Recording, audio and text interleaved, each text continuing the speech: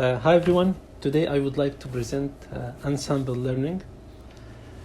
So let's start with definition. So ensemble learning involved a combination of techniques that allow multiple machine learning models called base learner, sometimes weak learner. So we combine them in certain way or combine their prediction and output a signal. And that signal is optimized better than the only one single base learner.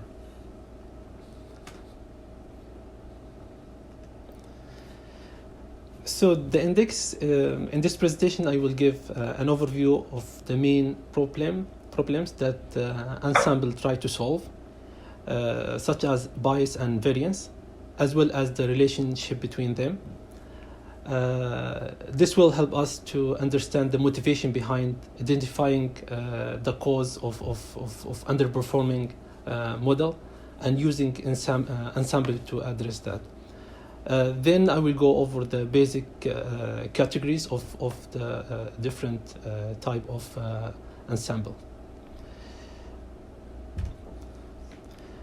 So machine learning models are often not perfect, so they are subject to a number of errors. The two common source of errors, bias and variance. There is trade-off between both of them. So if you decrease one of them, the other one will be increased. If you decrease the other one, so there is a trade-off between both of them. So we will see that later. So what is bias? So bias refers to the inability of the model to correctly estimate the target. We could name it like error. In machine learning, bias refers to the difference between expected prediction and its target. So bias model cannot properly fit the training data, resulting poor ensemble performance and sample performance. I mean, like seen data that we used for training and unseen data. So a good example of a bias model, when we try to fit a sine function with the simple linear regression, the model cannot really fit the sine function since it lack of the required complexity to do so. It will not be able to perform well in sample or out of sample. So this problem called underfitting. So the mathematical formula for bias is the difference between the target value and the expected prediction. So what is variance? So variance refers to how much individual vary within a group. So for example, in machine learning, variance refers to the model's variability or sensitivity to the data changes. So this means like the high variance model can generally fit the training data well, and so achieve high in sample performance, but perform poorly out of sample. So for the training data perform well, but for unseen data, or let's say that if you have different data set, will perform differently or poorly. So this due to the model's complexity. So, for example, a decision tree can have high variance if it creates a rule for every single instance or example in the training data set. So this is called overfitting. So the following, for example, figure. So the blue dots represent the training data, and the orange dots represent the test data. So,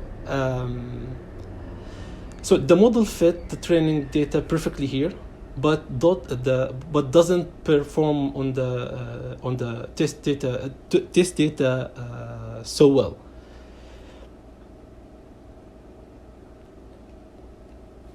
So the mathematical formula for the variance is,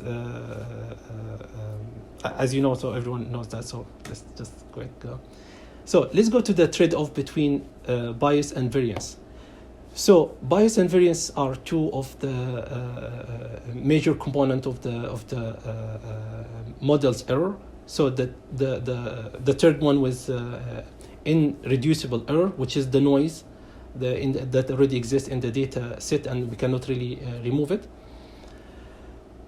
And that due to the randomness or the variability in the data itself.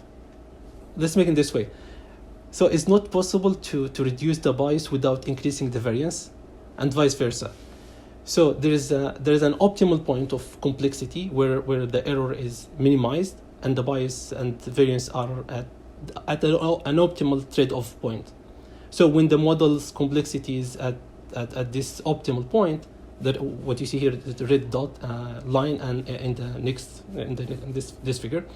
So then the model perform best both in sample and out of sample, and so this figure showed that the error can never be reduced to zero. As you see here, we have the variance increase and the bias decrease, and what you see here, the black curve, this is the error. So if we stop at the optimal, whereas the variance and the bias is the minimum, this is the optimal point or trade-off between both of them. So we could visualize that as you see here. So the red here is the target, and the blue is it's the output or the performance of the model in out of sample. So when the variance is low and the bias high, as you see, when we have the variance low, which means all the prediction came together, clustered in the same location or a close location, but it's away from the target, which means the error is high. So the prediction is not really hit the target.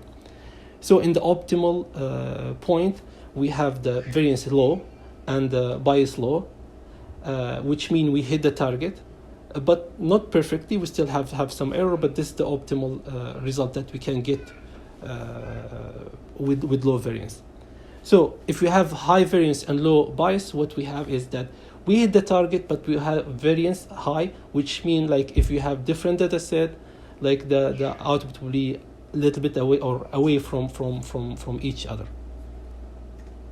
So let's see the comparison. Here we have low bias, high bias, they have low variance and high variance. So the optimal thing that we are looking for is low bias and low variance. So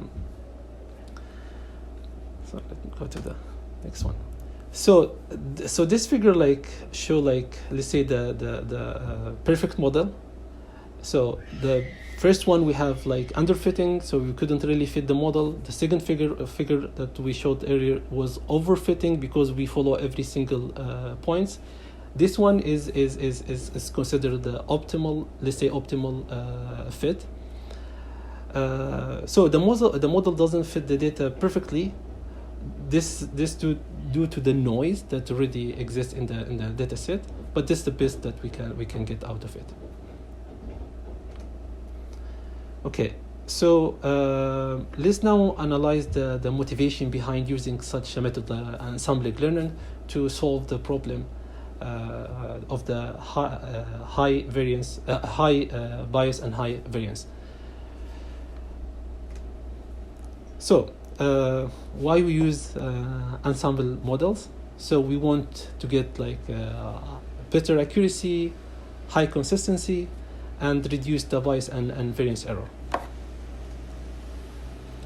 So ensemble learning involves a collection of machine learning methods aimed to improve the performance of algorithm by combining many of them or many different models. So the motivation, so ensemble learning aims to solve the problem, as we mentioned earlier, the problem of bias and variance. So by combining many models, we reduce the ensemble error while training individual model while managing the complexity of the model. So as we saw earlier, there is a certain lower limit on each error, which is related to the model complexity. So this is So this figure shows that the more base learner we add to the ensemble, the more accurate the ensemble will be.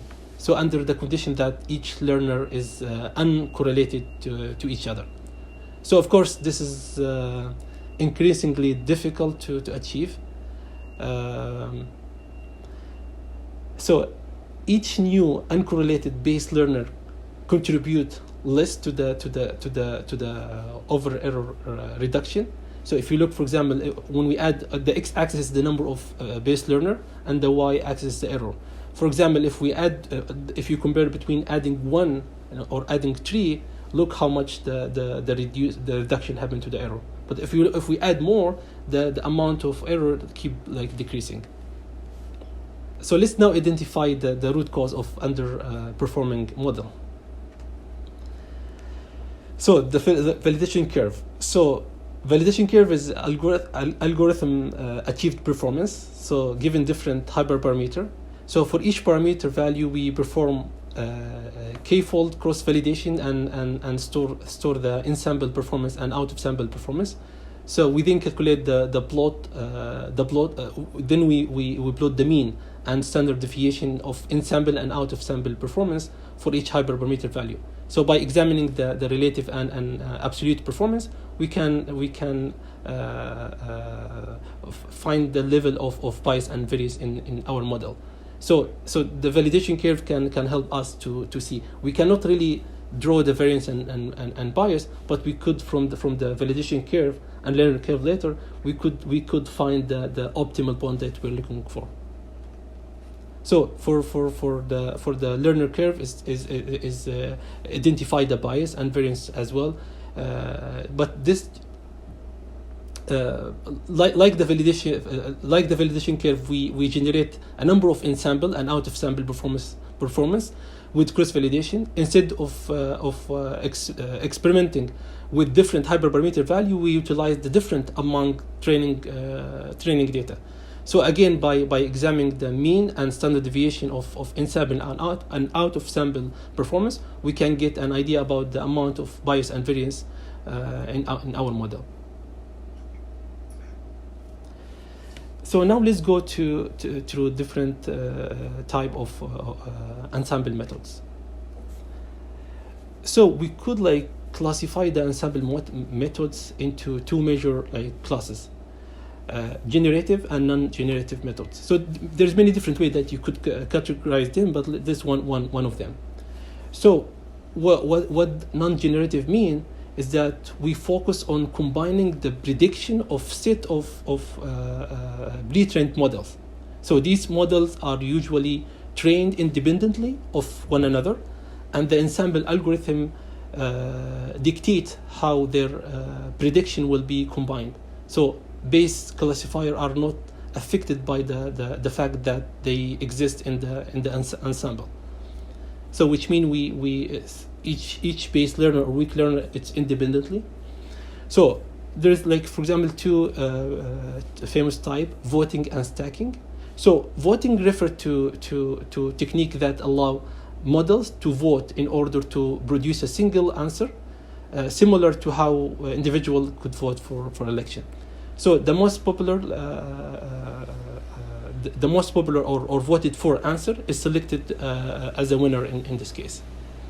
So stacking refer to method that utilize a model, the meta learner, that learn how to best combine the base learner's predictions. So although stacking initiate the generation of the new models, it doesn't affect the base learners. So still like independently. So we have another model that learn from the prediction of each weak learner. So for example, like if we have a data set and we have a different model, and each one has each one of these is we call it weak learner or model or classifier or whatever you want to call it. So each one of them has a prediction, and then we if we have like classes, we just vote between them. So we see, let's say we have cat 1, 2, 3 times, and we have dog 2 times. So the cat win here. So if it's regression, if we have numbers, in this way we take the average of output of number of models. So for example, like soft voting, you have like as we mentioned earlier, so you have like the prediction per each model, and then you could have a weight for each one of them. So let's take an example. Let's say that we have 3 classifier or 3 base learner. Each of them has prediction. So what you can do is that for the class number 0, so you have the weight times the prediction, which means if you know that, for example, like base learner or the classifier or the model 1 is much better or important than the other, you could give them weight. So the weight times the prediction of that model. Okay. Then at the end, you do the average of the voting, depend on the type of data that you have. So then we have stacking. So we're still in non-generative methods. So stacking is very similar to the majority voting, except that there is a meta classifier combining the predictions of other classifiers. What this means is that we have like number of, let's say, models from H1 to Hn. Then each of them has predictions, and then we have a new classifier that will learn from this output of these predictions. We call meta classifier. So what happened here? There's small problem. Okay, so there's overfitting problem here. So if one of the classifier overfit, the meta classifier could rely heavily on that prediction. Let's say that H1 it's overfitting. So what happened to the meta classifier? This could like hurt the output. So what the solution for that is that you use cross validation per each of the base learner here. So each one, which means you try to reduce the overfitting, because each instance or each sample in each model will contribute same in that model in somehow. So you don't really heavily overfitting that model. So I think everyone know the cross validation. We didn't have to go through that yet. So okay. But just quickly. So for example, if we have like 5-fold, which means like we split the data to 5 parts, and we take one part each time to use it as a testing or validation, and we use the rest as training. Then we will for one data set or one model, we have, for example, here if the k fold we have 5 different output or predictions. Then we take the average of them. What happened in this model, we have like as many as k-fold you have, which means each one you have, for example, 5k k-fold, h2 till hn, which means now you have like cross validation per each base learner. Then the prediction that you get, hopefully using this method, you get rid of the overfitting, which means the meta classifier would have much better performance. Okay, now let's go to the other type with generative methods. So generative method are able to generate and affect the base learner that they use. They can either tune their learning algorithm or the dataset they use to train them. So why they do that? To ensure that diversity and high model performance in using that way, like modifying or like changing the dataset or tuning the algorithm. So some algorithm can induce randomness in the model in order to enforce diversity. So the main generative methods that we will cover here, so bagging, boosting, yes, these two. So boosting is a technique mainly targeting the bias model. So if you have bias problem and you want to get rid of it, you use boosting. What happened, as we mentioned earlier, like when you reduce the bias, the variance will increase. But using bagging technique, the increasing that will happen in variance will be not that much, which means not that much, but if you compare the amount that you reduce the bias will be much higher than the increase that happened in the variance. So the main idea here in boosting is sequentially you generate models. So each new model addressing bias that inherit from previous model. So by iteratively correcting the previous error, the final ensemble has significantly lower bias.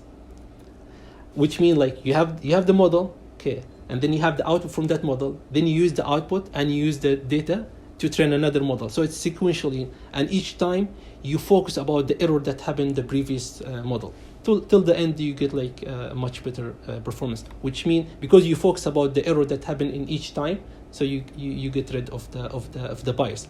But variance increase in this case. So let's go to the second method, which is bagging. So bagging, like the aim is to reduce the variance in this case. So if you have like a variance issue and you try to solve it, you could use this method. So the bagging algorithm resample the instance or the subject that you have in the dataset, in the training dataset, and they create many individual and diverse dataset from the original dataset that you already have.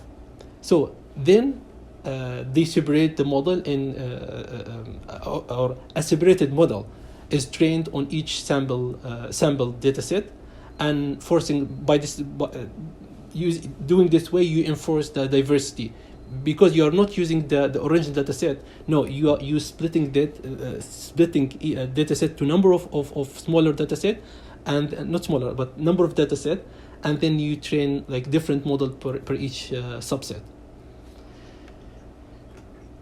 So let's focus a little bit about bagging. Okay, so bagging, as we mentioned, is aim to reduce the variance. So bagging is when we fit decision tree on bootstrap samples, and we will see what's mean bootstrap. So we have the dataset as you see in the picture. We divide as usual for training and test set, and then we do bootstrap. What's bootstrap sampling mean? If we have the original dataset as you see here in blue from x1 to x10, so you create subset from this original one with replacement randomly.